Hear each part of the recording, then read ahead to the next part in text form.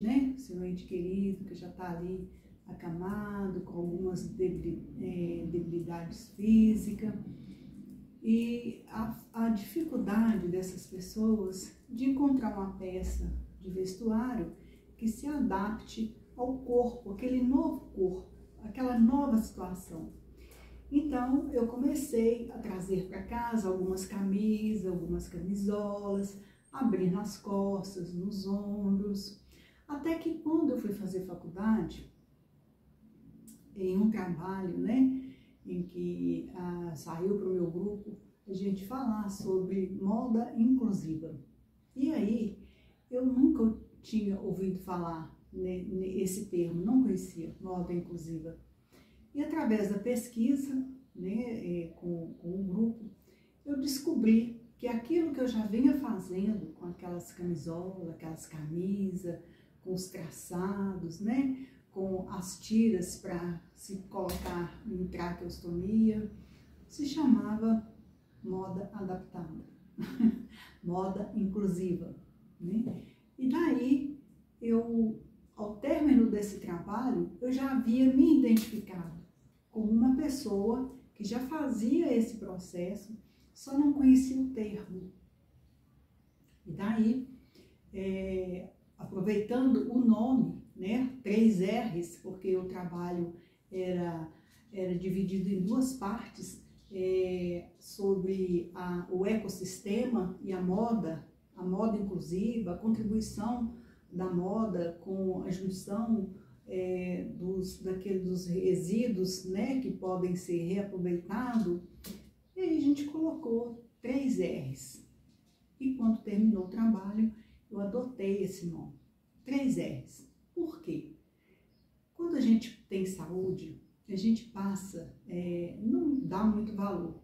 Mas quando a gente tem uma situação em que se considera uma internação prolongada, né, sofre-se algumas perdas motoras, como no caso de um AVE, a gente passa por processo, né? Eu venho da área da saúde, e aí, nessa produção desse trabalho, eu fui colocando aquilo que eu vivenciei ao longo dos anos dentro de um hospital e a experiência que eu estava adquirindo ali com as famílias, eu vi que os 3 R's caberia justamente como identificação desse trabalho que eu estava desenvolvendo, que seria ressignificar, recriar e readaptar.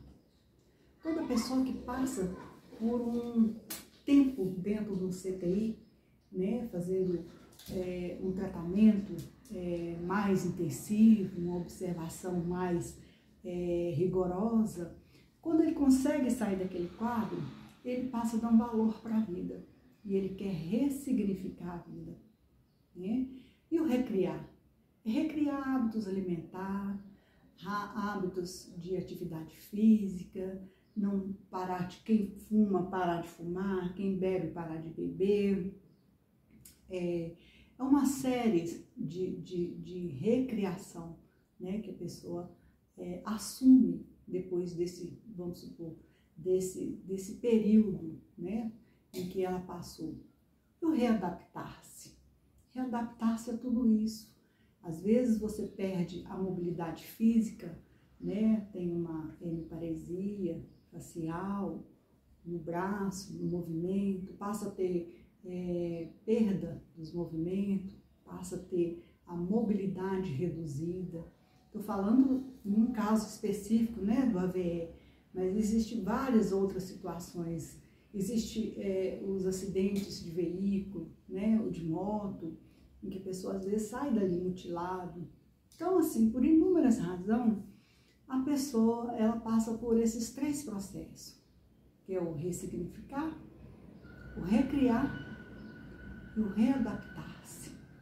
E as famílias, quando o paciente continua ali naquele processo de acamado por um longo período, né? Já perdeu a mobilidade motora, já não consegue mais ter o autocuidado, a família também passa por esse processo. Ela tem que recriar a vida dela, ela tem que se readaptar, adaptar mobiliário em casa, a cama já não é a mesma, já tem que ser uma cama hospitalar, né? Algumas mobílias têm que ser trazidas para o ambiente doméstico ou para alguma casa de repouso.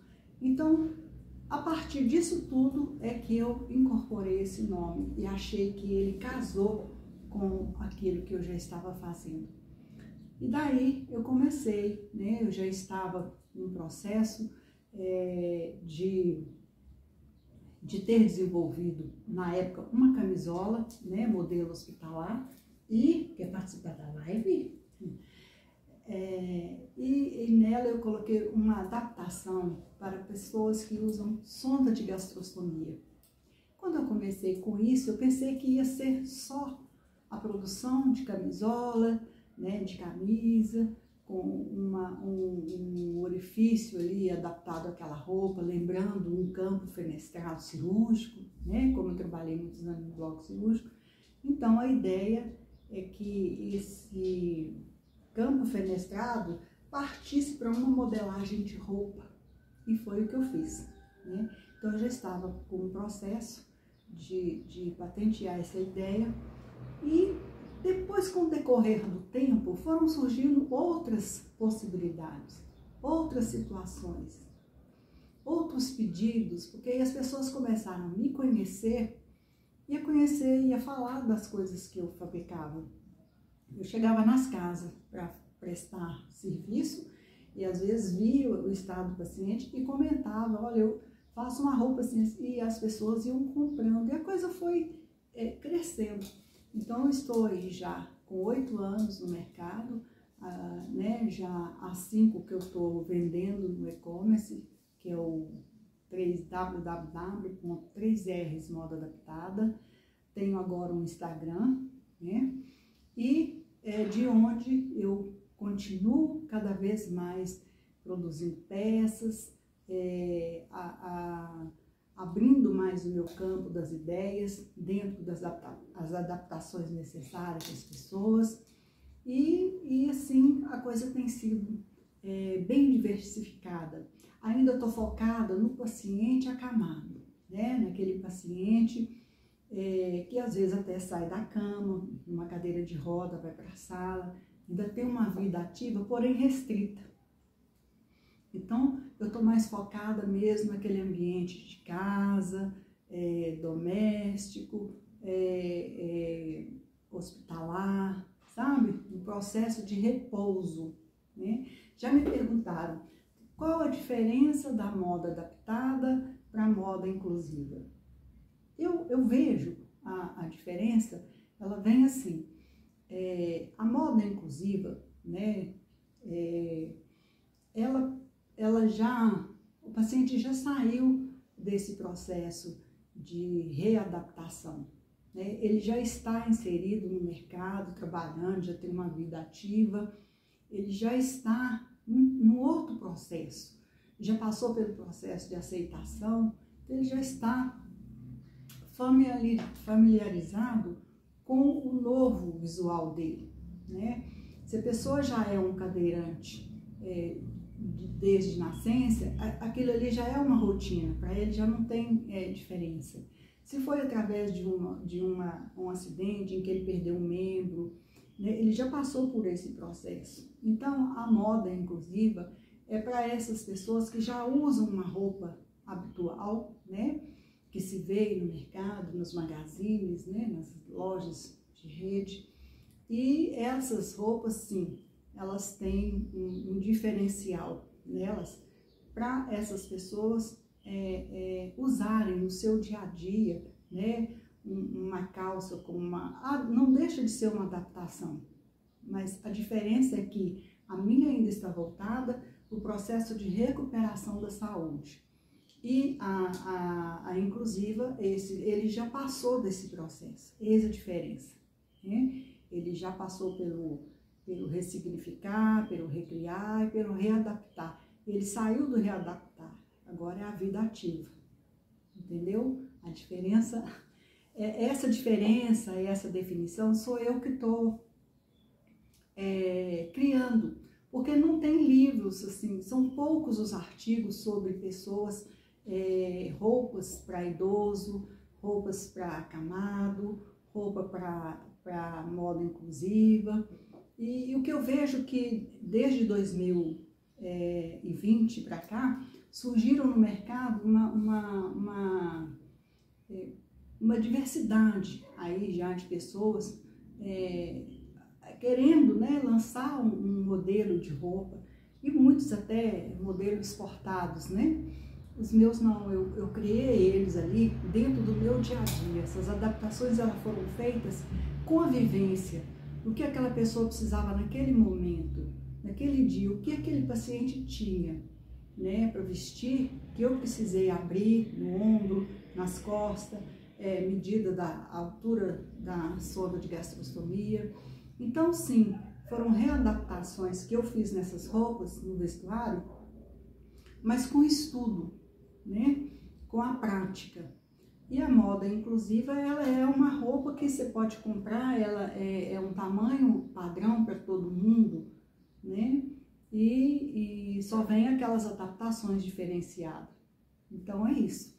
E nesse trabalho que eu desenvolvi, eu acabei compilando aqui um trabalho já escrito, né?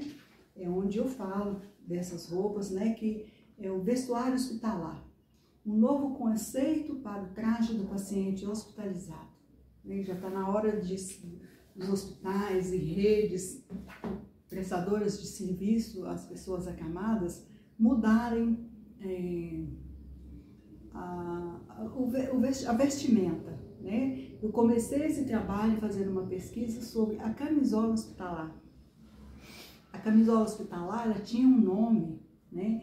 Quando eu comecei a trabalhar na Santa Casa aqui de Belo Horizonte, eu lembro que as pessoas falavam, tem que buscar um Johnny para fulano, buscar um Johnny, né? Vinha as roupas e a quantidade de Johnny.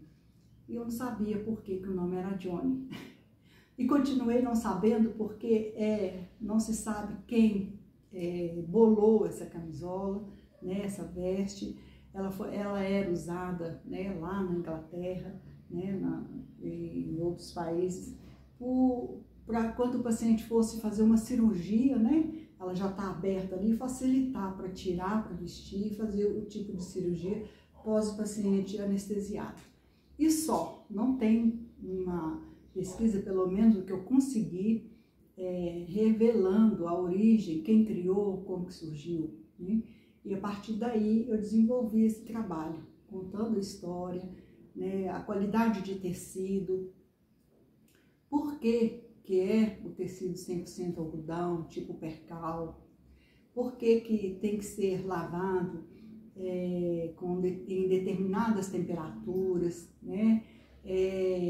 Os tipos de produtos, né? Lá numa lavagem, numa lavanderia, hoje industrial, quais são os tecidos que suportam, né? O material abrasivo ou não. Então, tudo isso aí eu fiz um compilado e coloquei nesse meu livro aqui. E estou, a partir de agora, dando continuidade nesse trabalho. São pesquisas agora, pós esse primeiro processo, que são as informações que as famílias me enviam, né? Através do celular, perguntas, e-mail,